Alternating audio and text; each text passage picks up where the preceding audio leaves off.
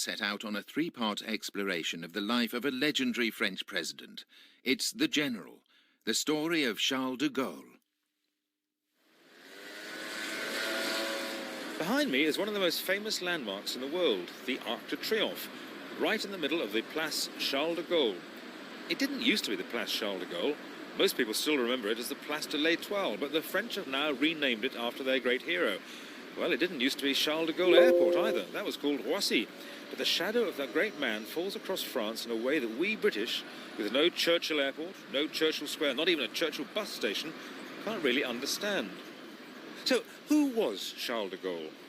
Over the next 3 weeks, I'll be finding out exactly what else he was, this giant of the 20th century who spent most of his life in the wilderness, and yet who came back to rescue France and lead it, not once, but twice in his life.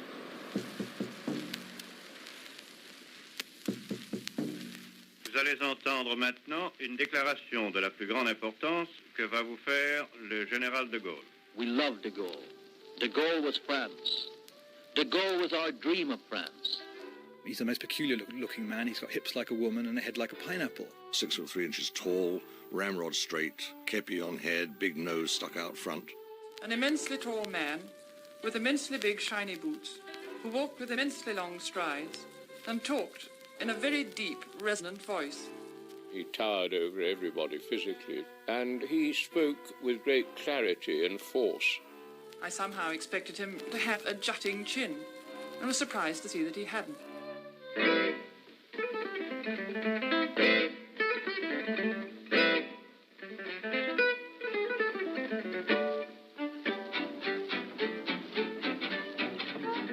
For us British, General de Gaulle is an enigmatic figure, aloof, cold, passionate about France, yet apparently emotionless otherwise.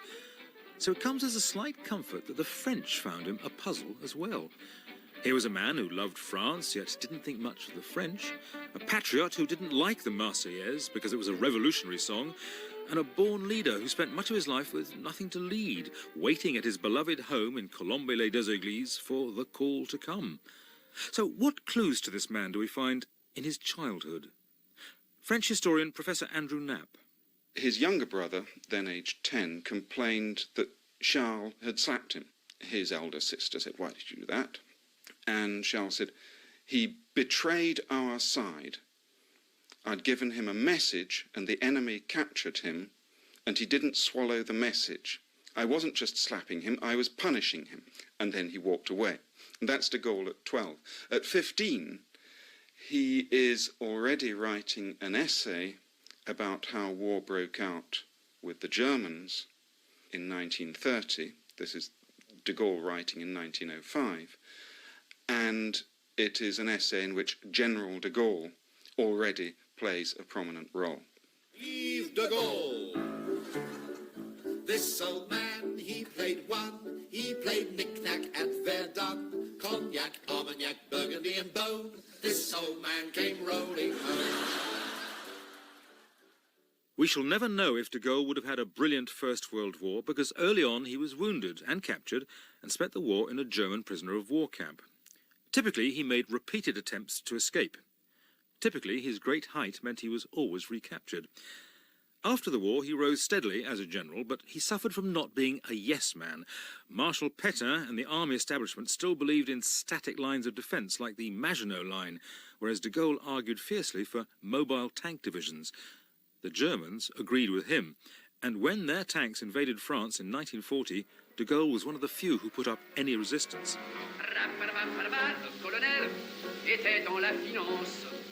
The Germans dealt efficiently with the Maginot Line by sending their tank divisions through the Low Countries and avoiding it altogether. The French plan of defence collapsed. So did the French government. Most of the French then breathed a sigh of relief when old Marshal Pétain formed a regime to bow the knee to the Germans and settle for the easy life, as indeed did Maurice Chevalier, who clearly had not been listening to his own patriotic songs.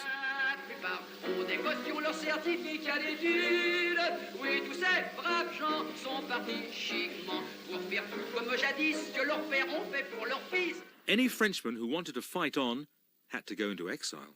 Corporal Maurice Dufresne is the hero of an extraordinary adventure. In occupied France, he secretly built a plane waited for a good wind and flew it to England. He is a credit to his country.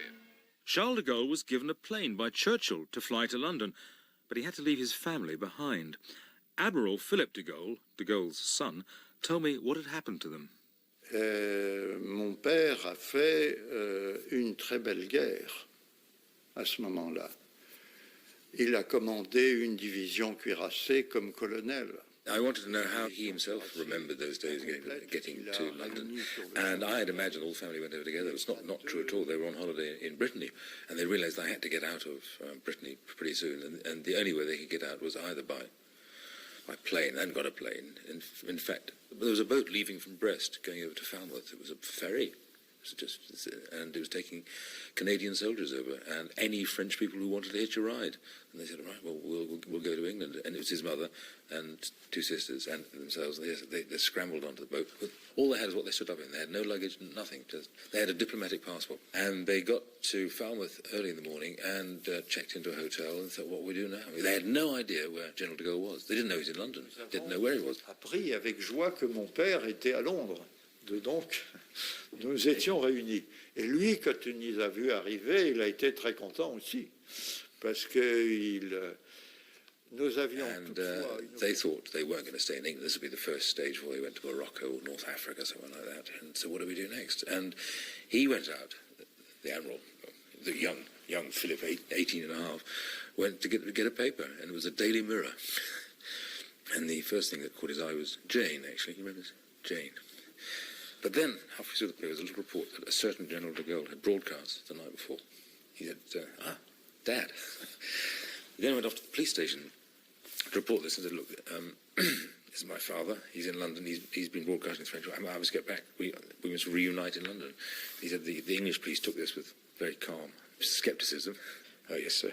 During the day, they must have telephoned their colleagues in London. And they said, yes, he's looking for his family. It must be them. So he came back and said, yes, all right, get on the train up to London. He was almost on the verge of being mobilised. 2 weeks later, he would have been drafted into a hopeless situation. So it's quite a dramatic story. Or, je suis allé à Londres le 19 juin. Donc, ma classe, les premiers 6 mois de l'année.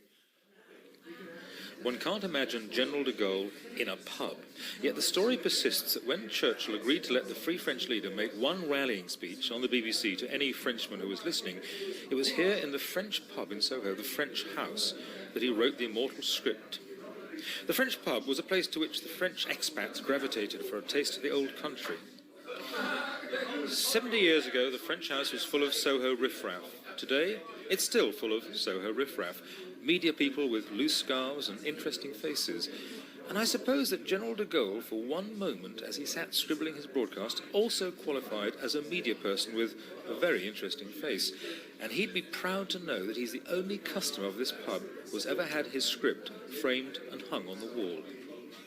I'm joined by Anne Valerie, who drank here in the war years. And the one thing I want to ask her is, just how French was it, really? There was a thick pall of smoke, because everybody was smoking.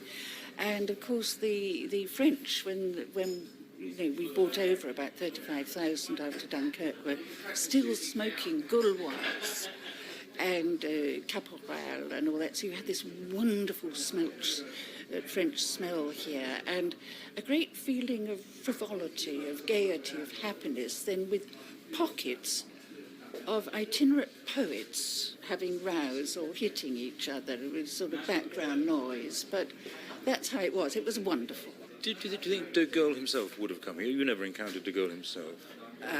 No, I didn't. But there was the other great trysting place for the French, which was the French Club, which was in St. James's, a proper club, looked very respectable, run by Bishop's daughter called Olwyn Vaughan, a little bit into her cups, occasionally set fire to her hair, but otherwise quite normal. And he came in and he said to the effect that, Madam, you have this club, which you call the French Club, and I believe that both the men and my officers come in here, and in the future I have to forbid this. I cannot have the mingling of men and officers in off-duty periods. So Olwyn drew herself up to a minute height, the bishop's daughter, and said, Sir, You might represent France, but this is my territory. I will continue to entertain both officers and men in my club. They will all become members and remain members, except you, sir, who are banned out. It was one of the battles he lost. From the French pub to Broadcasting House is but a short step, and we can imagine de Gaulle stepping out, hailing a taxi, being unable to get his huge frame into it, and walking to the BBC to deliver the clarion call which is now part of French history. It happened to be my job to take General de Gaulle to the studio when, just after his escape, he made his first broadcast to France on June the 18th, 1940. I've often been asked by French people how much I can remember of this historic occasion. The honest answer is not very much, except an immensely tall man with immensely big shiny boots who walked with immensely long strides and talked in a very deep, resonant voice. BBC girl Elizabeth Barker recalling that historic day, June the 18th, 1940. Not many people heard it when it first went out, but its text has become a sort of holy writ in French history. You can even see it spelt out in bronze on the side of the Arc de Triomphe. Actually, if you ever had trouble with French at school, you might like to know that the French have trouble too. The first time they hammered out the general's speech in bronze, they missed out a plural S from one adjective, and the whole bloomin' thing had to be done all over again.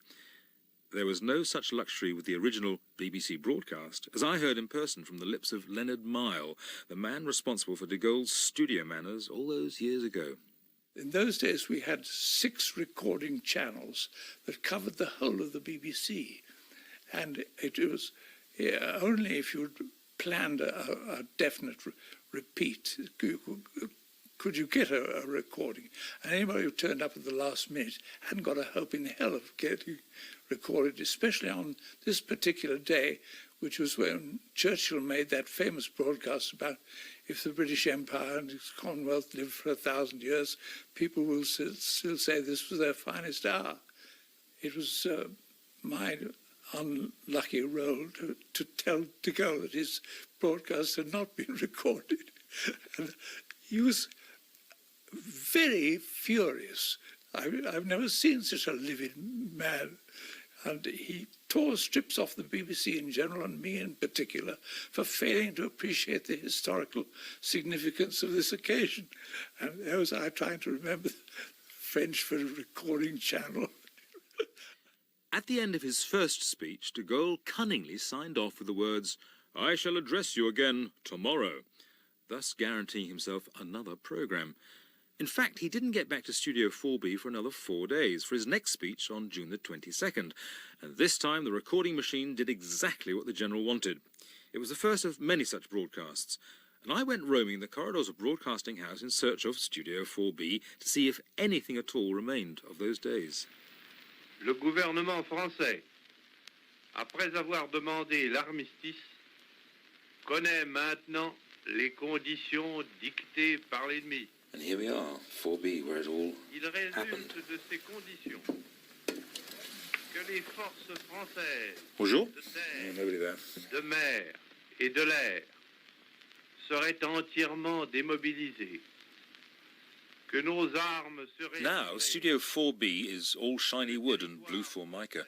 But in 1940, when de Gaulle made his historic appeal, it would have been all Bakelite equipment and heavy furniture, as he sat here as upright as the old-style microphone opposite him. At least we think it was 4B. The Germans bombed the building shortly afterwards, which suggests that the broadcasts were having some effect. Moi, Général de Gaulle, j'entreprends ici, en Angleterre, cette tâche nationale. By the time these words went out, the 18-year-old Philip de Gaulle was at his father's side. Now, in his 80s, he seems to be as independent-minded as his father, because when I asked him to give us his memories of those days, he thought he ought to give me a history lesson about Dad and Churchill instead. Mon père a fait une très The thing you've got to remember is that in those early days of the war, when the Germans attacked, the General de Gaulle was one of the few, if not the only person, who put up any resistance. He had his armoured division to tanks, which, first of all, he said he's the first person to ever cause Rommel to retreat. Qu'il a réuni sur le champ de bataille Et à deux occasions, une qui était There was a Scottish division next door, led by General Fortune. Notice, there's one French general who knows what he's about. And word got back to London, and that's how Churchill first found there was someone there that he could be allied to. Churchill qui a été l'inventeur du général de Gaulle, en ce sens qu'il l'a remarqué. The relationship between Churchill and de Gaulle was an extraordinarily complex, emotional one of two very highly strung prima donnas circling around each other. French historian Julian Jackson. Without Churchill's extraordinary sort of act of faith, really, in 1944, this is the man I'm going to back. De Gaulle would have, in a sense, been nothing. But in a sense, why did Churchill decide to back him in 1940? He decided to back him in 1940 because there was no one else to back. De Gaulle arrives in London, basically with more or less just the clothes he's wearing. He has nothing else. He arrives in London. Churchill thinks that de Gaulle is going to be the magnet who will bring over, say, a famous Third Republic politician, say a politician of the regime in France, or another more famous general. There might have been General Weygand, or one of the leading politicians of France of the interwar years. And so what Churchill thought was that de Gaulle would make his speech, somebody would come over, and that they would become, as it were, the symbol of France. No one came over, except for fantastically unimportant people. So in a sense, he found himself lumbered to some extent with de Gaulle, having not originally intended it, but having got lumbered with him, because he was a very emotional person, he felt, Churchill, definitely tremendous sense of gratitude, in a sense, to this man. Churchill loved France, and for him, like lots of British people in 1940, he was deeply disappointed and devastated by what had happened to France. And in a sense, de Gaulle represented what he loved in France, this belief, this sense that he will go on fighting, the France of Clemenceau, the France of the First War, the France of will fight, or the France of even sort of the Napoleonic France and so on, all these things that Churchill greatly admired. So, against all rationality, absolutely against all rationality, he backs this unknown maverick figure, and it is against all rationality, because the Foreign Office, who of course are much more sensible, pragmatic people, were totally against this, and they thought this was the man. There's a famous comment by the head of the Foreign Office, a man called Alexander Cadogan, and Cadogan writes in his diary, at some point in 1940, Churchill seems to have picked up this oddball Frenchman. Don't know who he is. He's the most peculiar looking man. He's got hips like a woman and a head like a pineapple. Well, if Churchill at first saw de Gaulle as a bait to catch other fish, he soon changed his mind and came to see de Gaulle as a blasted nuisance. "The greatest cross I ever had to bear," he used to growl, "is the cross of Lorraine." But de Gaulle had to keep insisting on his independence, or he'd be forgotten, and he had to keep biting the hand that fed him just to show he had teeth. De Gaulle sent a small Free French force to recapture the French islands of Saint-Pierre and Miquelon, just off the North American coast. The Americans went mad. The Canadians weren't best pleased. As for Churchill, well, Sir Frank Roberts, Churchill's aide, remembers Churchill sending for de Gaulle like the headmaster summoning an unruly prefect to his study. Churchill started with a torrent of really vitriolic eloquence, which only he could, I think, produce. It seemed to go on for a very long time, I suppose, a few minutes actually. And I translated as best I could, but at times I really couldn't quite sink to the depths or rise to the heights of what he was saying. And so I found myself either unwittingly or wittingly bowdlerizing it a bit. And then there would come from Churchill, "That's not what I said, say it exactly as I said it." And de Gaulle, of course, fully understood that too. But anyway, all things have to come to an end, and even this torrent of eloquence came to an end, and then Churchill waited for de Gaulle to explain himself, hopefully to excuse himself. But of course there really wasn't any excuse, there wasn't any explanation that would have been valid. And so de Gaulle, who was very shrewd, decided to say nothing at all. So he said nothing. There was a silence. Churchill was rather put out. He was expecting to have some kind of answer. And he got rather angry and said, "But, General, have you nothing to say for yourself? You cannot explain yourself. I'm ready to listen." And de Gaulle said, "Mais non, Monsieur le Premier Ministre, and perhaps I may go now." And he got up and saluted and left the room. Churchill was rather taken aback by this. And as the door closed behind de Gaulle, Churchill, who had been furious with him, and had really been furious, he hadn't been putting on an act, turned round and said, "That was very well done. That was really good. I couldn't have done that better myself. This old man, World War II, he told Churchill what to do. 3 French general crosses of Lorraine, he came rolling home again.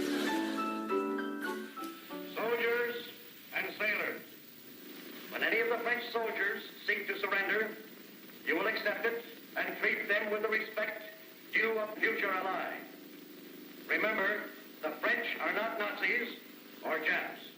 No, the Pétainistes were not Japs or Nazis, as Patton says, but what were the Free French? President Roosevelt had as little time for de Gaulle as Churchill did, and between them they hadn't even let de Gaulle know when the D-Day landings were taking place. Now, de Gaulle knew that he couldn't retake France on his own. Only the Americans could do that. But what he could do was get to Paris first and be seen by the French as the French champion of liberation, even if most people in Paris had no real idea what he looked like. But they did know his voice. La bataille de France a commencé. Il n'y a plus, dans la nation, dans l'Empire, dans les armées, qu'une seule et même volonté, qu'une seule et même espérance. Derrière le nuage si lourd de notre sang et de nos larmes. I've been here for 4 years and I've been waiting for everybody to arrive. Hooray for the Yanks, hooray for the British, hooray for the French, hooray for everybody. I'm just wild, I can't believe it. It's impossible, it's wonderful, it's superb. It's been one of the most marvellous sights I've ever seen, coming down the boulevard into the heart of Paris. Everywhere we went, people came running out of their houses, out of the shops, shaking hands with us. Children were held up to us to be kissed, and they clung around our necks. People were giving us flowers, tomatoes, everything. It's been the most marvellous procession I've ever seen. Here they are, they're just mad with joy. Those bells you can hear are the bells of Notre Dame Cathedral. They've just begun ringing about 2 or 3 minutes ago, and they're ringing a chime of thanksgiving that French troops have entered the city.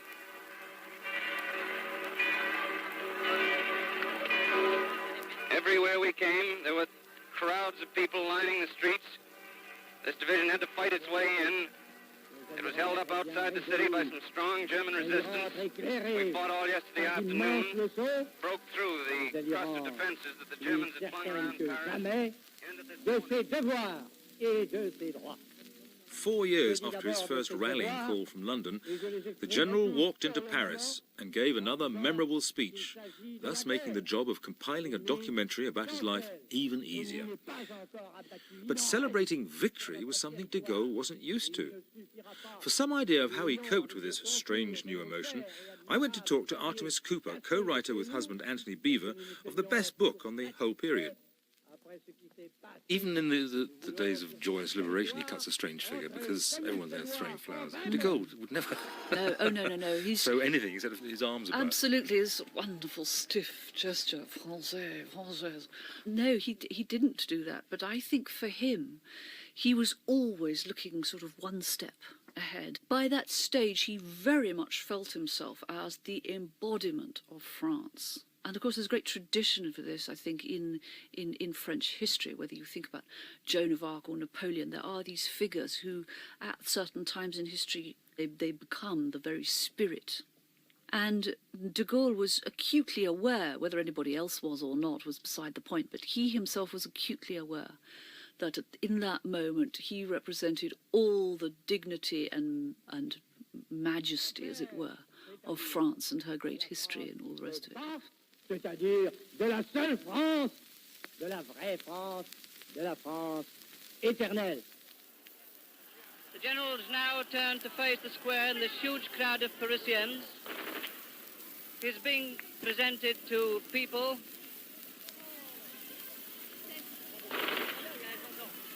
He's being received.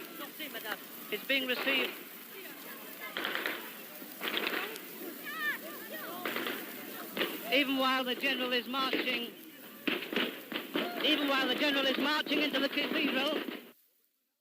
Robert Reed reporting on August the 26th, 1944, from inside Notre Dame Cathedral. And incidentally, that was not the sound of Mr. Reed being shot. It was the sound of a microphone becoming detached from his recorder. And he later relates that de Gaulle, alone of everyone in the cathedral, did not dive for cover as the shots rang out, but just marched stiffly onwards.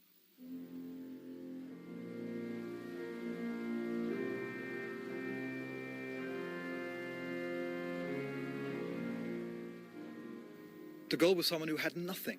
It's hard to exaggerate the extent to which when he arrived in London he had literally nothing. He was no one.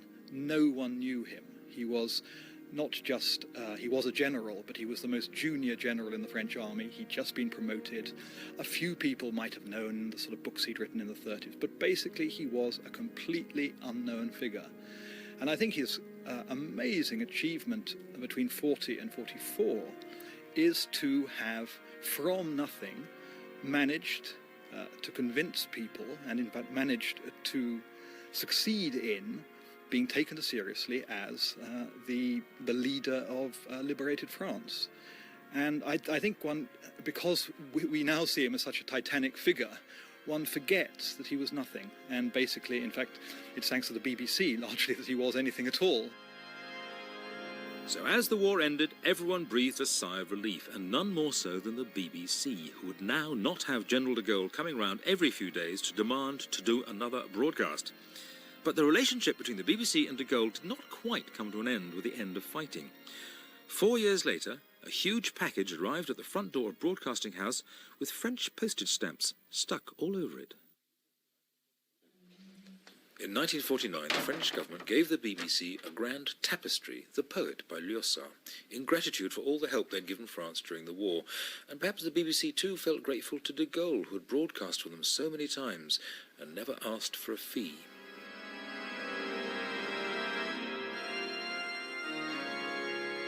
But after years of hanging in the entrance to Broadcasting House, the tapestry is now tucked away, forgotten, in a little reading room on the 3rd floor. And this kind of exile and obscurity was about to hit General de Gaulle himself. After all, the general had won the war for France, and winning wars is what generals are meant to do. What do you do with a general after the war is over?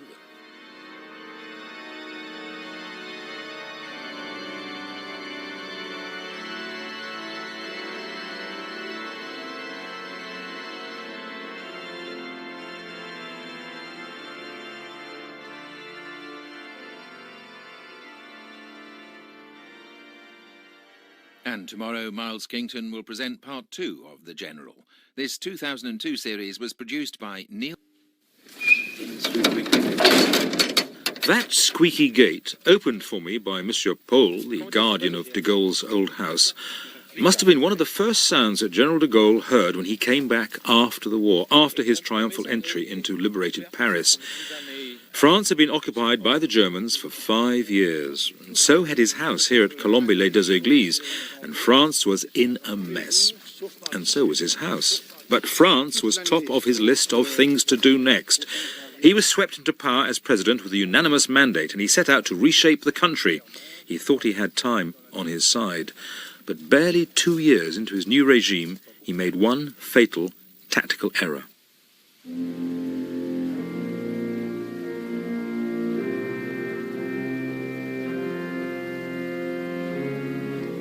His entourage talked about him saying after his resignation in January 1946, "You'll see my departure is only a temporary one. They will call me back shortly." And they didn't. This old man, he played trois.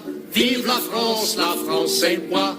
Jim Crack governments, call me if you please. Colombe-les-Deux-Églises. You had to be very careful who you invited to dinner with the de Gaulles, because Madame de Gaulle got a headache if ever she was sat next to a divorced person. Monsieur Laval l'avait promis, Monsieur Laval l'avait promis, de faire baisser le prix de la vie, de faire baisser le... This was the period when there was growing resentment, really, in France particularly, but to some extent in Germany and Britain as well, against the conventional politics of the immediate post-war period. Sera, tous les fascistes à la lanterne. Sera, tous les fascistes dans les programmes. The old picture of French politics was changing. The left was gaining in political muscle, and the old-style party political figures were being replaced by younger men. But de Gaulle, already in his mid-50s, was never a party man. He wanted nothing less than the reform of the whole constitution. So he asked the country to approve his plans for the repeal of the Fourth Republic. He held a referendum, and he lost. He suddenly found himself with a lot of time to put his house straight and oil that squeaky gate. Pierre Lefranc, an old friend and colleague of de Gaulle, told me how the general made plans to bounce back from this fall from power. À Colombey, en exil. Non. De 47 à 51, il a dirigé. It's a bit of a mistake to think that he just sat at home after 47. In fact, he was very active till 51, organising the political movement, which he hoped would get enough of a majority in 51 to change the constitution of the Fourth Republic. But they didn't get enough of a majority. So. Alors, après 51... Alors, de 51 à 58, effectivement... So from 1951 onwards till 1958, he sort of retired from active political life, or such active political life, just got down to writing his memoirs. He became a writer after that. And they didn't see him very much at Paris.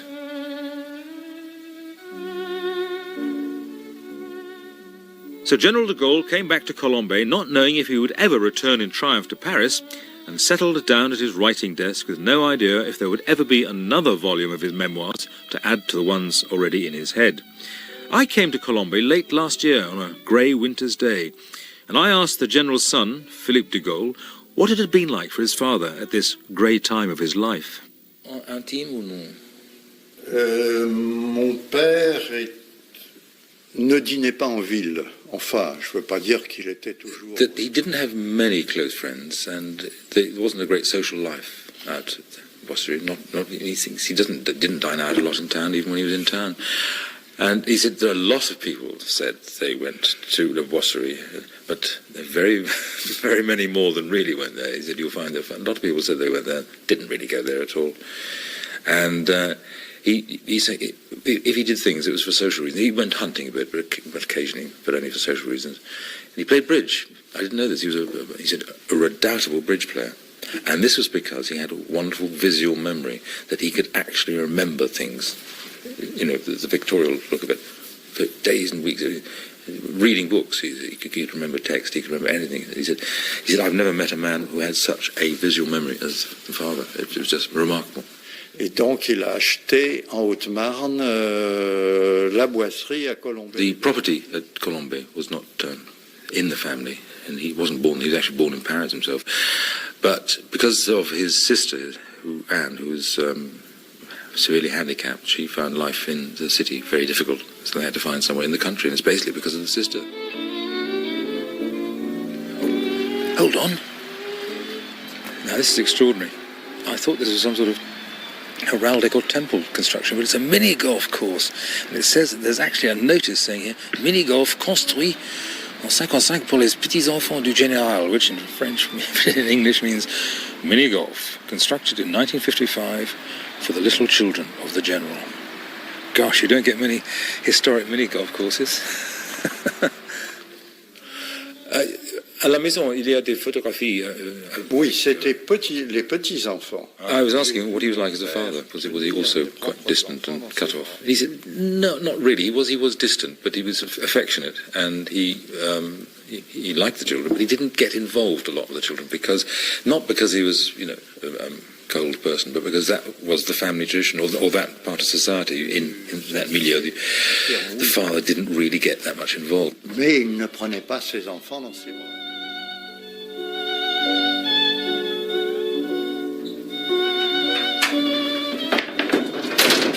We were lucky, actually, to see the view from his room as he surveyed the country he ruled. But now the shutters are being closed, and the lights have been turned off, and the door. And we are the last visitors, literally, now for the whole of the winter season.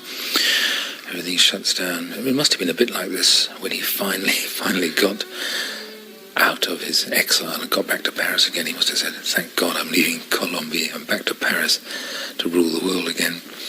But he waited here an awful long time. Great patience. I realise as I speak that I'm almost whispering. I'm lowering my voice in respect, as if I'm in a church, which is in a shrine anyway. Yes, I do feel sort of strange sort of presence of the past here. The old general working his magic even after his death.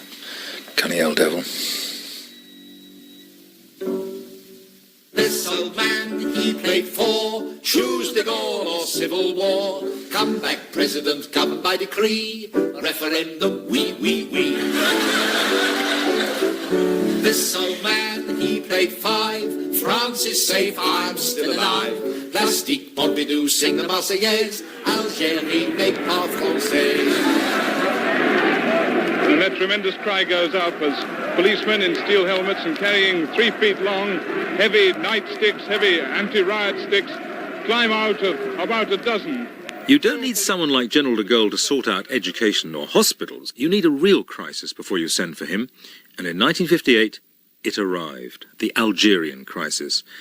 Algeria was more than just another French colony. Although across the sea from the motherland, it was felt by many people to be part of France, rather like us and Northern Ireland. The Algerians now wanted independence and started bombing to get it. The French started cracking down on the terrorists. There was shooting and massive demos and torture, and yes, it was very like Northern Ireland. And when everything was on the verge of civil war, they sent for the general to clear up the mess. But what could he do? Would he back the French settlers? Or the army? Or the Algerians? And was there any truth in the story that he had actually secretly encouraged the trouble and sought support from the far right to get himself back in power? Historian Julian Jackson. What you could say is de Gaulle had people there who were loyal to him, who were acting to push events in his direction. But he was never directly implicated, and I wouldn't even be capable of saying how much he knew. I suspect he didn't want to know. All he wanted to know was there were people on his side doing things that could possibly be useful to him. But he was always, he had this sense of the need to keep an Olympian distance. So my feeling is that he wasn't really very closely involved in those conspiracies. Vive Mostaganem! Vive l'Algérie française! Vive la République! Vive la France! You can clearly hear de Gaulle there saying Algérie française, and that was not a very clever thing to do, because it sounded as if he was definitely coming down on the side of the French white settlers, whereas de Gaulle was usually too sharp to be seen to take sides. It wasn't the only time that he seemed to be putting his foot in it. Professor Andrew Knapp from Reading University explains what was really going on. He came back to Paris afterwards, and one of his ministers said, well, maybe, mon général, you were just a little bit too kind to the white settlers. And he said, well, you know, what did you expect me to do? Did you expect me to sort of do the equivalent of waving a V sign at them when they were acclaiming me, or what? More characteristic, perhaps, than the Algérie française speech was the Je vous ai compris speech. I have understood you. J'ai compris! Which he gave to a much more varied audience in Algiers, and which could have meant anything from I have got the measure of you and don't expect me to do what you want me to do, to I understand what you want and of course I'll go along with it. I think that a large part of his audience understood the latter. Maybe they should have understood the former.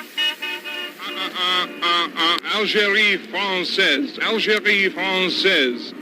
All around us there are security police with black steel helmets. Quite a few people here. Not a very great crowd, but who knows who started this demonstration by motor horn. Motor horns which have been banned in Paris for so long, and during the day you very rarely hear a motor horn.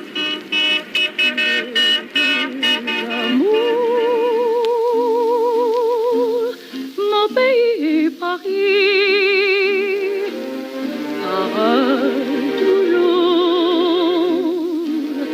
mon cœur. Firing has been going on throughout the day here, following a wild night in Algiers. This all began last night when the OAS, in fact, declared war.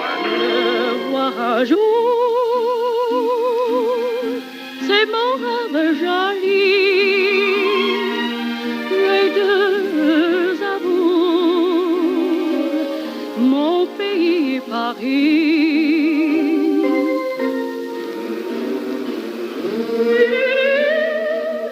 The American Josephine Baker singing in 1958 about how much she loved Paris as well as her own country. And it must have had ironic overtones to all those Algerians rioting in Paris, demanding a homeland that they could rightfully own and love as well. Whatever ideas de Gaulle had about Algeria to begin with, he was by now beginning to see that independence was going to be the only solution. And in the long term, he was certainly right. In the short term, it was seen as betrayal by the settlers, by the right wing, and by some very important elements in the French army, all of whom combined to form the OAS, a militant terrorist organization dedicated to getting rid of de Gaulle. They started a pretty ruthless campaign against both the French government and the Algerian freedom fighters, but most of all they would have liked to put a bullet through de Gaulle in a scenario like The Day of the Jackal, the film based on the book by Frederick Forsyth. And Forsyth, I discovered from him, got the idea at the scene of the crime. I went over there in May 1962, and I remained on my first stint for 18 months, and that covered a fairly traumatic period because July the 1st was Algerian independence. That was the trigger of a series of 6 assassination attempts on Charles de Gaulle by an infuriated colonial officer corps, and I witnessed all of those, and I left 18 months later. It was as many as 6, was it? Because one or two of the books... There were 6 accredited or certainly authenticated attempts as opposed to mere conspiracies. And I, in a sense, with the Jackal, simply invented a 7th, which did not happen.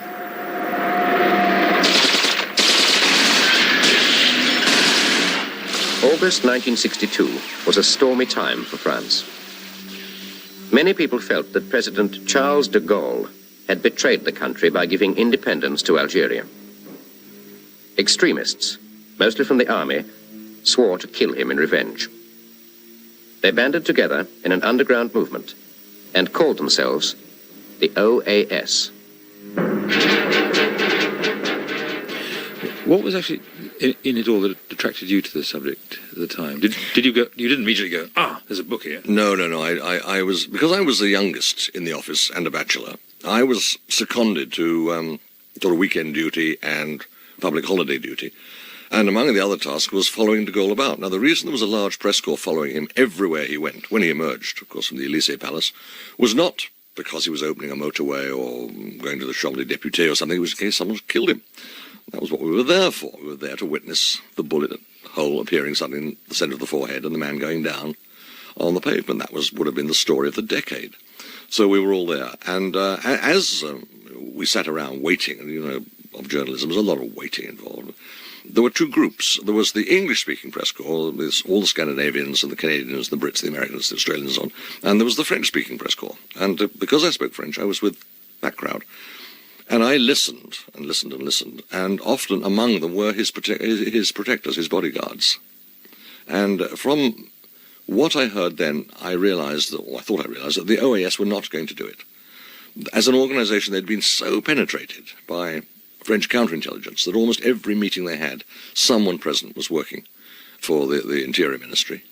And the idea occurred to me, why don't they employ a professional from outside France? Very simple idea, never thought to write it. It was just a, why don't they? Well, the old Bastien Thierry, was it? That was Jean-Marie Bastien Thierry. He led. He came the closest, didn't he? Yes, he was one of the few executed. He led probably the nearest they got to killing him, which was an assassination attempt at a place called Petit Clamart. I remember it to this day, 22nd August 1962, because I was suddenly, we didn't have mobiles in those days, but my phone rang and I was told, get out there fast. And in fact, that was when he had been, and it's described intimately in the film that Fred Zinnemann made, he was going from the Élysée Palace to Villers-Coublay Airport to board a helicopter for his country home. And they knew it somehow. They knew the route he was taking somehow. It was betrayed to them. And they set up an ambush, and they tried to assassinate him. About over 140 bullets were fired at that speeding car, and they penetrated the car, they penetrated the tyres. They finished the journey on rims. The driver got a medal just for keeping control of the car as its tyres went out. And all de Gaulle did, sitting in the back, was he pulled his Madame de Gaulle down over his lap, but he himself sat bolt upright throughout the experience. And one bullet certainly went 4 inches in front of that great nose. Others were buried in the upholstery around him. The time elapsed from the first to the last shot was 7 seconds. In all, more than 140 shots were fired. Several bullets pierced the president's car. One came within an inch of his head. But, as if by a miracle, neither he nor anyone else was hurt. He arrived at Villacoublay. Absolute chaos, as you may imagine, because radio communication had told the waiting French Air Force officers at Villacoublay that he was coming. There had been an attempt on him.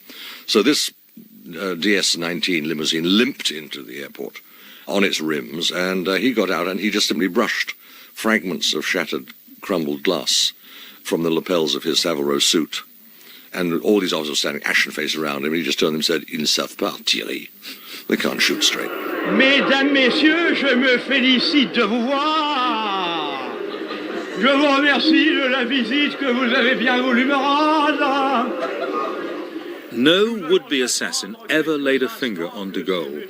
Someone with better aim was Henri Tissot, a French satirical impersonator, who took the idea of Algerians being beaten up and even murdered in Paris and did a famous sketch about how to clear Paris of pigeons, with Tissot, as de Gaulle, laying down the law. Solution, elle consiste à mettre les pigeons d'un côté et les statues de l'autre. Well, I'm in the office of Canard Enchaîné, which has been for nearly 100 years now the main satirical publication every week in France, except during World Wars.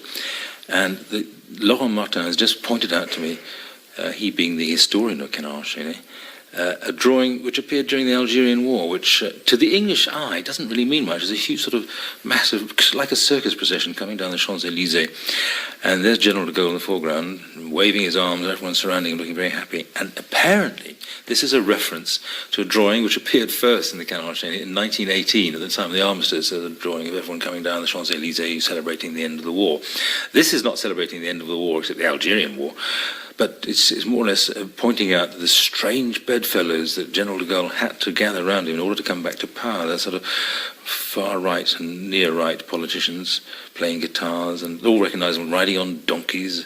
There's a little group labelled Maquis de Corse, the Corsican resistance movement. There's some people on the rooftops called sharpshooters on the roof, who it's a reference to the war. It's very complicated. You have to understand, to understand anything in Canard Enchaîné, you have to understand the whole history of the magazine. You can't just look at it as an outsider.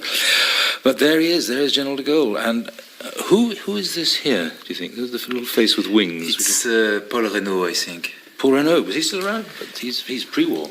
Did he come back after the war? Yes, after the war he came back. And yes, he was a supporter of de Gaulle at the beginning. But at the time that de Gaulle left France, Paul Reynaud was the Prime Minister. I wouldn't recognise him. It's just his face with wings on, looking like a dove of peace. I'm not even bother to ask why he's got wings on. But I've just noticed next door there's another cartoon here, which is almost relevant today. There's a muezzin at the top of a mosque shouting to the crowd. He's saying, "Allah is great, but de Gaulle is greater." 1958, 40 years ago. There were doing Muslim jokes there. We don't do Muslim jokes anymore. De Gaulle listened very carefully to the reports that ministers made after a trip. And Malraux had just been to Africa. He had been giving... General de Gaulle always comes across as a rather humorless figure, like a sort of Jacques Tati with the comedy surgically removed. But everyone you talk to about him insists that he did have a very effective sense of humour. Sharp, dry, cutting. Those are the kinds of adjectives that people like to reach for. Writer Olivier Todd remembers an encounter between de Gaulle and André Malraux, his Minister for Cultural Affairs, though it may have been funnier if you're actually there. And he was telling the story of how he'd been welcome and he was parading along one of the big avenues in the capital.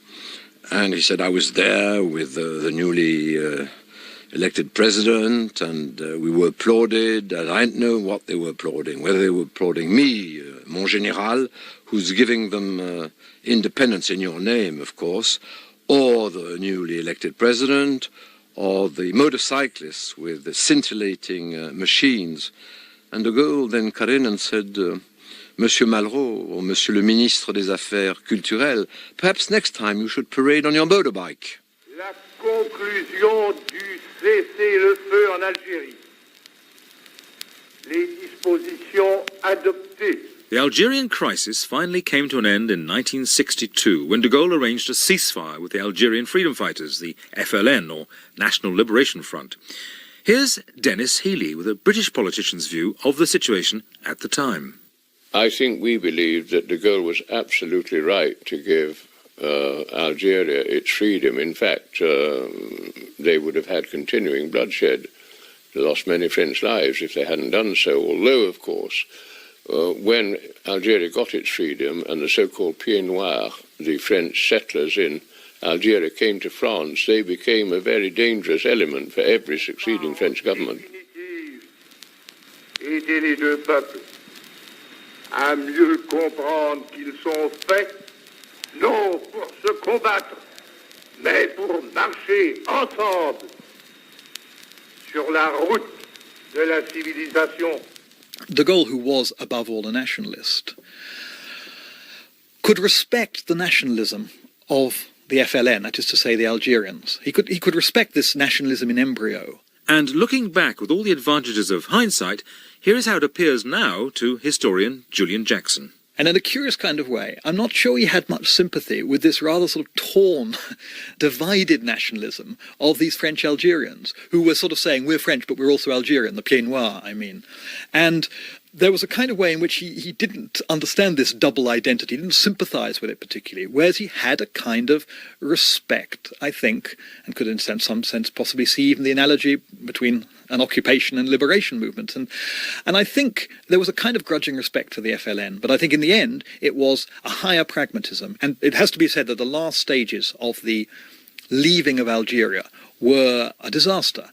It was done very, very rapidly, partly because it was a disaster, partly because the Europeans, then just launched a bombing campaign, the OAS and so on. It was all a terrible mess. But it was partly a disaster because de Gaulle decided, in a sense, really to cut and run as quickly as he could, because he knew he was an old man as well, and he knew he had his idea was, I'm an old man, I have great things to do for France, and this incubus of Algeria is preventing me doing them. General de Gaulle must have privately groaned at the time he'd had to waste on sorting out Algeria. This was not the kind of thing that he felt called to achieve. His role was to achieve a sort of national destiny for France, and however grandiose that sounds, he was now in a fine position to do something about it. The Algerian threat had gone, the French economy was in good state, and the rewritten constitution had given him time and power, not to say total control. And to make France a really independent force to be reckoned with, he also had his own bomb. When he embarked on his policy of an independent nuclear deterrent for France, it was seen by large elements of the left and some elements of the right as well, the pro-American right, as mad, as an absurdity, as France trying to be something she couldn't be. For de Gaulle, the only way that you could be genuinely independent was if you had your own nuclear deterrent, and he had a whole argument about this, which was that you can't ever be reliant for your security on the possible intervention of another power, and it might not be in the Americans' interest at some point to intervene to help France. Therefore, she had to have an independent deterrent. But now there's simply no question in France around that policy. It is now a consensus ranging from the Communist Party right to the extreme right, National Front. Everybody believes in the French independent nuclear deterrent. La première unité aérienne atomique française est opérationnelle cette année. He wanted France to be an independent great power in its own right. He was always very suspicious of the Anglo-Saxons, partly, I think, because of his difficult relations with Roosevelt and Churchill during the war. And he thought that with the bomb, France was a great power and the others could go hang.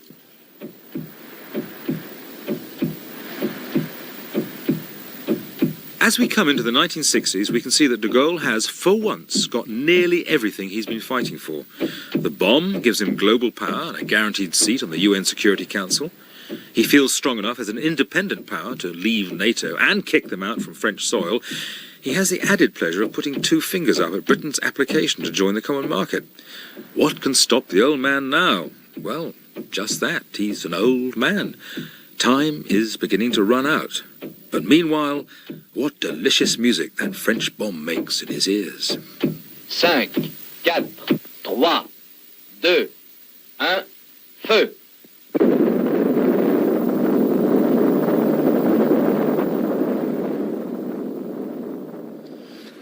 There is a secular pact between the greatness of France and the liberty of the world. It's inscribed at the bottom of the Croix de Lorraine. And if you look at the cross itself, it's actually extraordinary. It's like a skyscraper with 4 penthouse flats sticking out. But it's immense. It is immense. You can see it from a huge, long way away. It's something a bit, I have to say, there's something a bit grim about it. There's always something a bit grim about huge crosses anyway. This is a mixture of grimness and, well, I suppose, celebration, but actually it's not unlike General de Gaulle himself, sort of standing very stiff, and bits at the top sticking out, his nose and his chin. Yes, it's also not unlike a totem pole.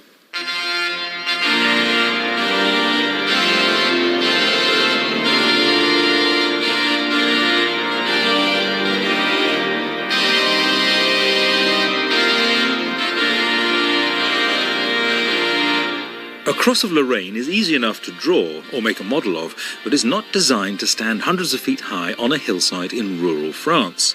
The arms look as if they should fall off, for one thing, and they probably would fall off if it were not that the designers secretly installed huge steel cables inside them, going all the way down to the ground, and they take the strain. Each year they stretch under the stress, and each year they have to be tightened again. And during de Gaulle's last years in office, it probably never occurred to him that the same thing was happening to the patience of the French public. De Gaulle himself thought things were going swimmingly. He had secured an independent nuclear role for France. He was making friends with Germany. He was getting up America's nose by opposing the war in Vietnam and kicking NATO out of France. He was even urging Quebec to go for independence, though that was probably just his little joke. And Britain? Well, he still didn't trust us. He thought we were too close to the Yanks and that we'd let the French down too often before. Lord Healy spells out the consequences of de Gaulle's distrust. De Gaulle, like the whole of the French people, regarded Britain as duplicitous and cowardly because we pulled out of the Suez campaign when the French wanted to continue with it. It had a big impact, of course, on de Gaulle's attitude to our membership of the European community, which in the end he vetoed. Europe? Now, you know Europe. Of course, you know Europe, madam. That's that bit of land out of sight of Canvey Islands. You know, it's full of foreigners and full of Frenchmen. Britain was very, very uncertain about the European community. I think Tony Blair put it in a nutshell that Britain started off by believing that it would never happen, then believing it wouldn't work if it did happen. And, of course, we were wrong on both counts. On the common market issue, General de Gaulle recalled that it had been conceived in terms of 6 continental European nations, which, he said, had more points of resemblance than of difference between them. So this man came along. I said to him, now, do you support the idea of a Europe united? He said, I support Leyton Orient. So I said, well, look, no, how do you feel about de Gaulle? He said it was offside. Oh. Mr. Heath, did you expect the French, that is General de Gaulle, to try and sabotage the talks in this way? No, I did not. I'm sorry to say it, but I fear it's true. That France, or at least the present government of France, are looking backwards, not forwards. They seem to think that one nation can dominate Europe. And equally wrong that Europe can live alone, without friends and without allies.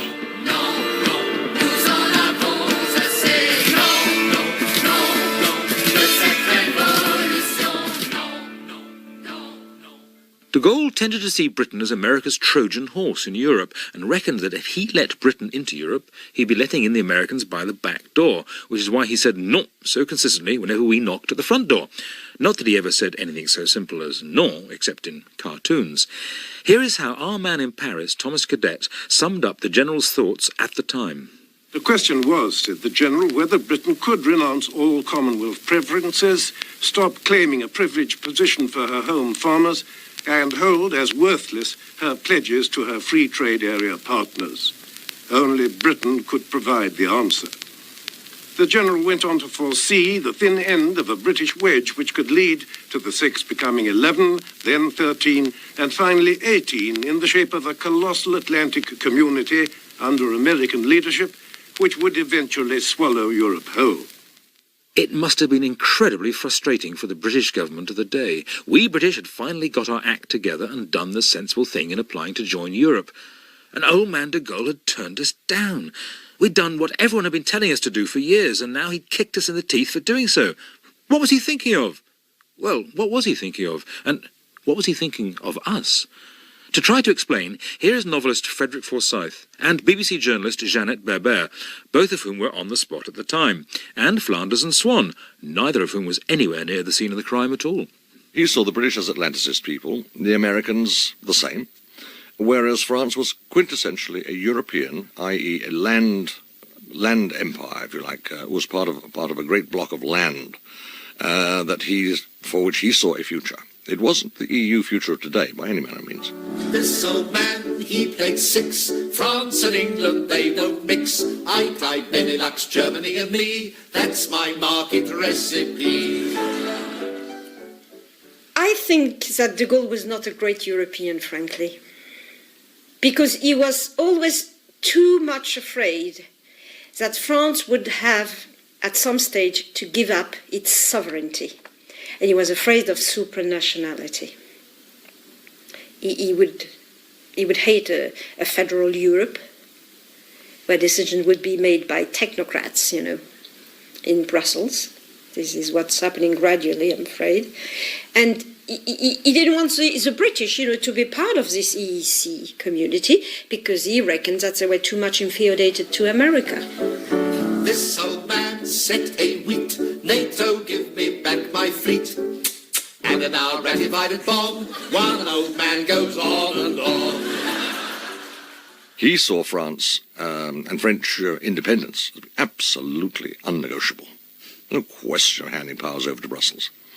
But so his vision wasn't certainly the Atlantic vision, wasn't the NATO vision. He expelled NATO from France.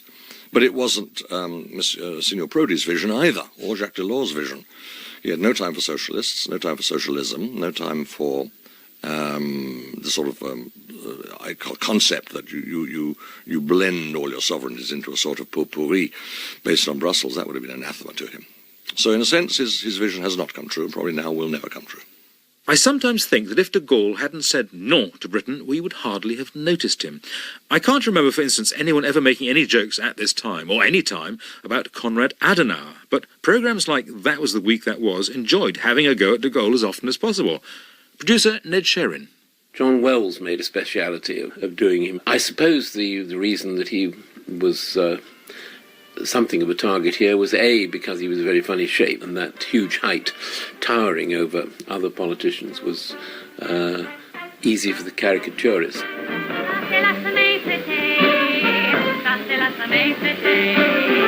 We got the opening steps, but thanks to one misguided man, we've had to throw the lot away. Also, it was plain that there was a great suspicion and indeed dislike of him from Churchill, and I think we sort of patriotically inherited a disapproval of de Gaulle emanating from Churchill in the first place.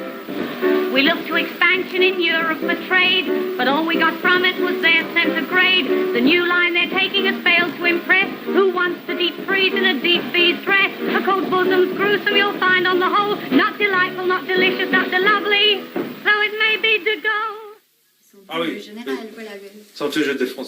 Before I came to Colombe-les-Deux-Églises, I had no idea what industry sustained de Gaulle's hometown, tucked away in the depths of the country here. I could have guessed, though. The answer is the General de Gaulle industry. I counted at least 4 separate souvenir shops open, even in December, pushing presidential products of a pretty sub-presidential standard. As we come in there, my God, tricolores for sale. I could get the whole French flag and their ashtrays and toast racks and wonderful things that are all awful. Lighters, cigarette lighters. Now, he would have been proud of cigarette lighters because he smoked like a demon. To be so well remembered 30 years after your death and to keep your souvenir industry ticking over so well is an achievement, and it's something that de Gaulle could have done with at the time. By 1968, when he'd been in power for 10 years, his popularity was beginning to fade. De Gaulle had always despaired of the waywardness and inconstancy of the French, their inability to keep their eye on the ball, but maybe now it was de Gaulle himself who took his eye off the ball and didn't realise that he was coming to look like too much of a dictator, and perhaps even worse, like too much of a fixture. And after a lifetime of seeing off Germans and Americans and British and Algerian generals, who would have thought that his biggest threat would have come from a load of long-haired layabouts? Now, as the water cannons are hosing down onto the students, the police are replying with tear gas grenades at bang. Those bangs you can hear aren't rifles, not yet anyway. They're tear gas grenades, and my God, they smell vile. Vos papiers! Si vous savez les choses. It's a wintry, sunny morning in the Place de Sorbonne, the little square full of fountains through which students enter the vast university building behind me, looking forward to the warm lecture room. A bit cold for marching around and demonstrating. Not like May 1968, a nice warm month when the impatience of the students finally exploded at last into massive demonstrations against de Gaulle. After all, the 60s were the youth decade, the hippie decade, the protest decade, and here was France ruled by an old autocratic relic of the past who seemed to see himself as president for life. Small wonder if their frustration and impatience finally burst onto the streets and brought Paris to a complete halt.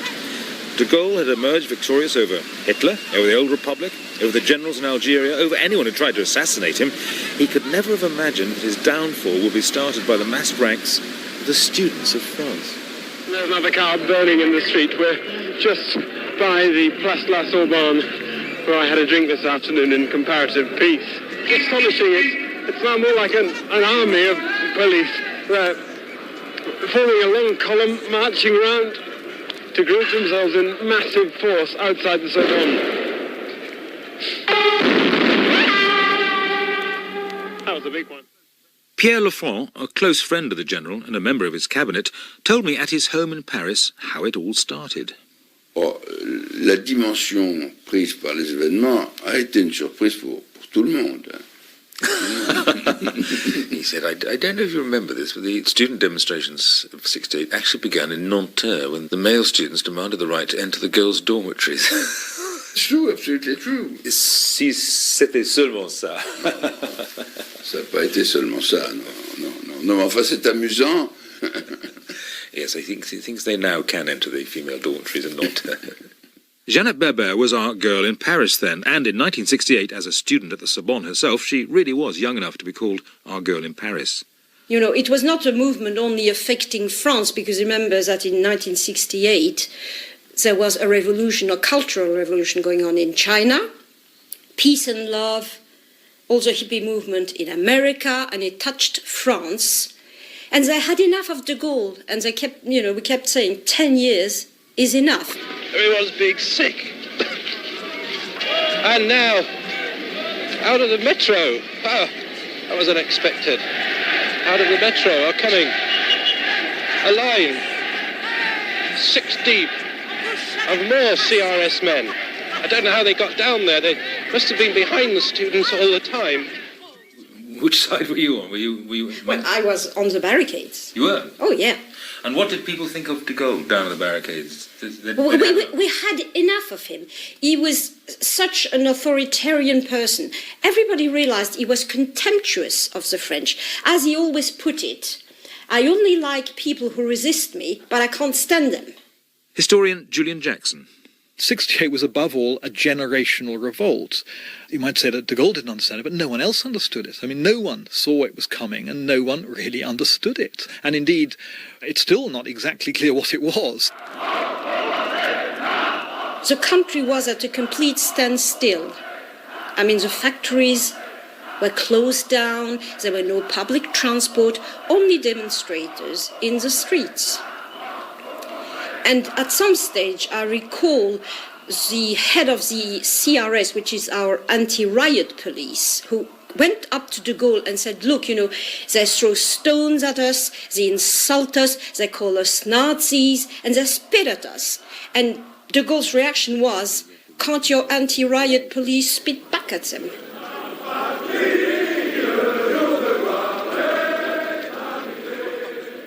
The student rioters, they were really against the whole political setup, every aspect of it, political, economic, social.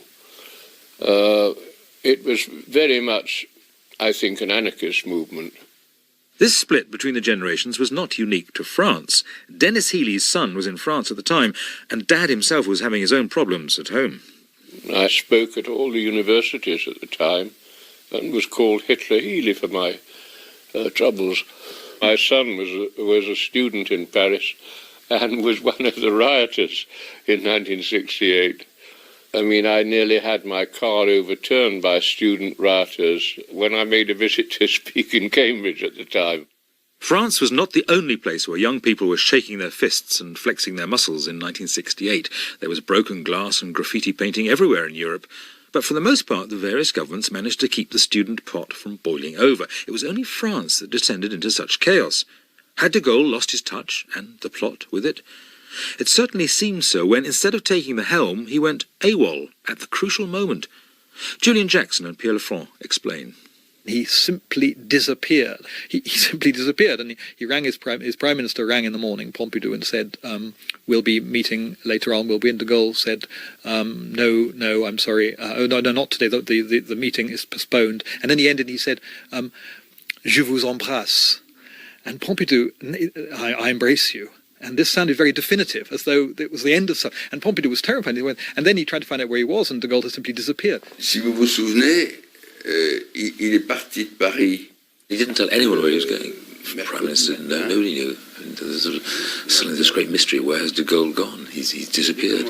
And it stole the headlines again. So suddenly nothing else was in the headlines except a mystery of de Gaulle. He's vanished. And he knew what he was doing. He went to Germany, then he came back to Colombe, and his intention was to come back on Thursday and to address the nation on television that evening, which he said would have been a great mistake because they'd hope to get everyone out in the streets demonstrating. If they'd all stayed home to watch him on television, there'd be nobody in the streets, and the demonstration would have been a failure.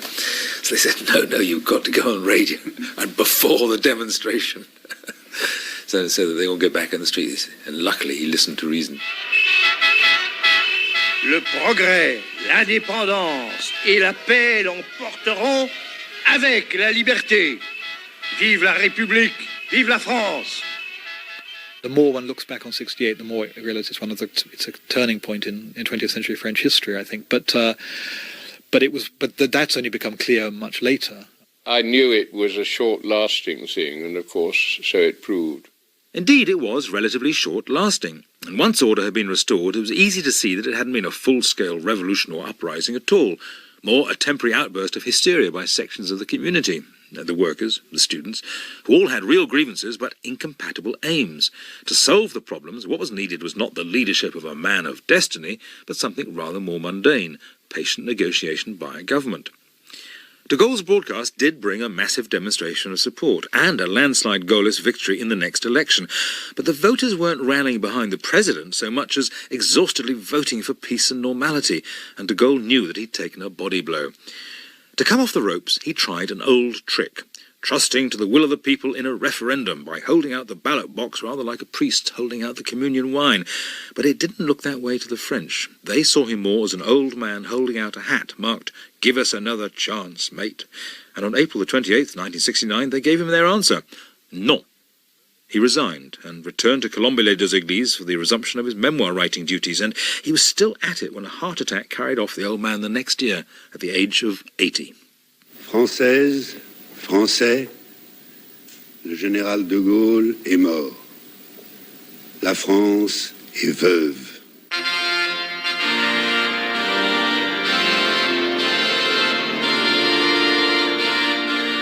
When President Pompidou announced de Gaulle's death, there must have been a big sigh in France, partly of relief, but partly of awe that someone who had always been there in the background, if not the foreground, had now left the French to play the French game on their own. It must have been the closest the French had been for centuries to the death of a monarch. But there was no state funeral. On the very same day that world leaders gathered in Notre Dame for a grand requiem mass, with this specially commissioned music crashing round the rafters, de Gaulle was being buried in a simple ceremony that he'd asked for back in his hometown. When I went inside the church at Colombe-les-Deux-Églises, I was surprised by quite how simple and unadorned it all was. It's said that although de Gaulle did attend Mass regularly, he often yawned and let his attention wander. So as there isn't much in the church to gaze at, I guess he got on with some mental memoir writing. Julian Jackson, who must know his writings as well as anyone, says that France is mentioned on almost every page by de Gaulle, but God, never.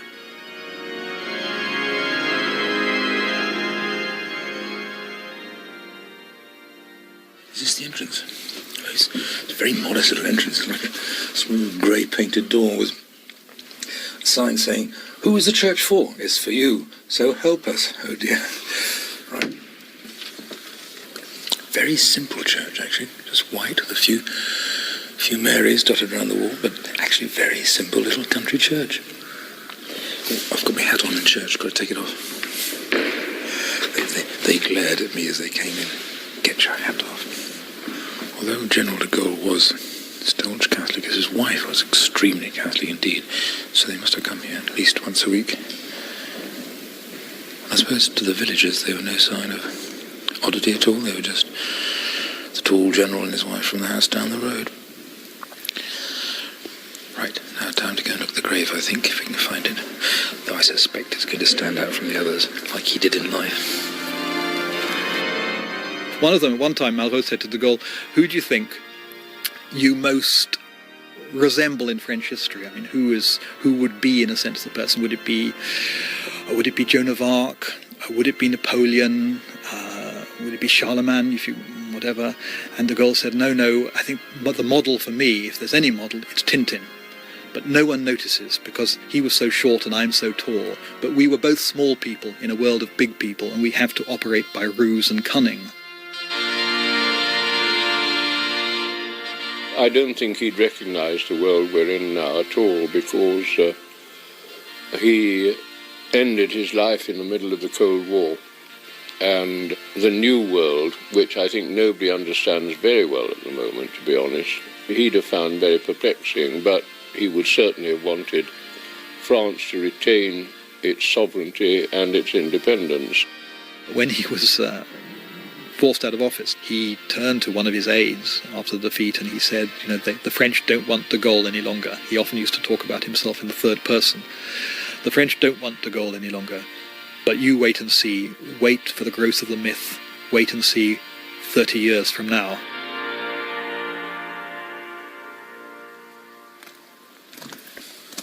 Very oddly, there's a sign at the entrance to the graveyard saying, "Silence, silence." Never seen that in a graveyard before. Churches, yes, not graveyards. I think you can't really mistake which one it is. A huge amount of plaques around this grave. There's a tall cross, not a cross of Lorraine, just an ordinary old cross. And then there must be about 200 dark plaques. Tank regiment. Even the cross itself looks a bit rusty now, and even some of these plaques, I think, have been here for a long time. There wouldn't be room for any more. Perhaps you have to be auditioned for your plaque to be put here. Hold on, there's one from the people of Saint-Pierre et Miquelon, the islands which he recaptured so controversially for France. One of the first things he did in the war. And around here, a lot of these plaques are new. People still come. He died 30 years ago. And the people are still coming here. There's one dated here in 1997 from the young people of Gers. So even the young remembered de Gaulle. I think that's what he would have liked. What is so extraordinary to us British is that 30 years after his death, there is still something called Gaullism, and that people still claim to be Gaulliste. But what is it? Well, don't ask me. Let's ask Julian Jackson and Jeannette Berber. It's very simple. Gaullism, to me, is a certain idea of France. Resist in all occasions. Be yourself at any cost. And that stems back from 1940. It's very ironic that one of the most radical of the left-wingers in 68, who wasn't actually involved in the events of 68, because I think at that time he was in a Bolivian prison, or he was fighting with Che Guevara, but in other words, he was absolutely very much in the, what they call gauchiste, leftist politics. Régis Debray. For someone of Debray's generation, de Gaulle represented everything that was most retrograde, conservative, and so on. Well, about 3 years ago, Debré wrote a book called À demain de Gaulle, Tomorrow de Gaulle. In that book, he said de Gaulle is the first great political figure of the 21st century. De Gaulle is the future. And even the rebels of 68, most of those figures have now said that, as far as they're concerned, in a sense, de Gaulle is one of the great figures. So there's a sense in which now there's an absolute total national consensus that de Gaulle is the Frenchman of the 20th century, if not indeed of all time. If, after all these programmes, you find the idea of de Gaulle difficult to grasp still, you're in good company. Somewhere in his memoirs, de Gaulle himself says that he too found it difficult to understand who this person called de Gaulle is, and that it could only have been a separate personage created outside himself by the need for such a personality to symbolise France. In his own life, it's almost as if he lived up to this image of himself by sheer willpower, taking sustenance from the soil of France like a pig snuffling out truffles from the forest floor. And in many ways, General de Gaulle wasn't very French at all. He didn't go on about food and wine, didn't like art and music much, didn't even like Marseillaise much, didn't play boule, never wore a beret, and was never spotted cycling home from the village with a baguette under his arm. All he did was save France a couple of times and become the Frenchman of the century. And, on one rare occasion, be recorded singing the Marseillaise, which he so disliked. He sounds as if he's having a rare old time, paradoxical to the last. Avant de nous séparer, tous ensemble, chantons l'hymne national, la Marseillaise. Allons, enfants de la patrie, le jour de gloire est arrivé. J'invite les ingénieurs et les ouvriers français spécialistes de l'armement qui se trouvent en territoire britannique ou qui pourraient y parvenir à se réunir à moi. J'invite les chefs, les soldats, les marins, les aviateurs des forces françaises de terre, de mer, de l'air, où qu'ils se trouvent actuellement, à se mettre en rapport avec moi. J'invite tous les Français qui veulent rester libres à m'écouter et à me suivre. Vive la France, libre dans l'honneur et dans l'indépendance.